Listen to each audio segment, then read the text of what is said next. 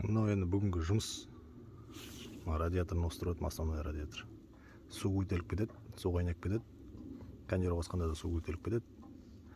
Мына Ресей көліктерінің әсіресе айтар ақылым кеңесім үшін. Міне, нөр радиаторды салмаңыздар. Ішінде трубка мынау іші. Су көтеріліп кетеді, су қайнап кетеді. Ресей көліктері әсіресе. Мынау тесілген жоқ, дым болған жоқ, ол бәрі бүтін радиатор. Бірақ көліктің температурасы көтеріліп кетеді постоянно. 100-ден асып кетеді. Міне салатын радиатор. Бұл көбінесе бұны паянный деп айтады. Ортасында көріп тұрсыздар осы сызықтарын. Мынада міне ішінде тұрба, қалың болады бұл. Мынау мына арасы көріп тұрсыздар. Осылай радиатор салу керек. Мына жаздың күні кондер қосқанда су көтеріліп кетеді. Жолда кетқанда су көтеріліп жүреді постоянно.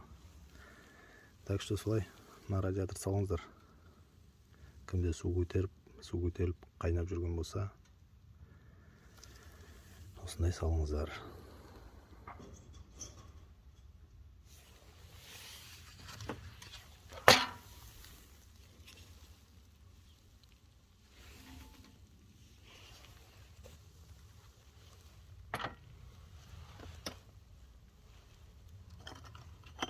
Жеке жандар, менің атым Қанаты, Mortal Kombat'тағы Шаукан, жер планетасының президенті, Mortal Kombat'тағы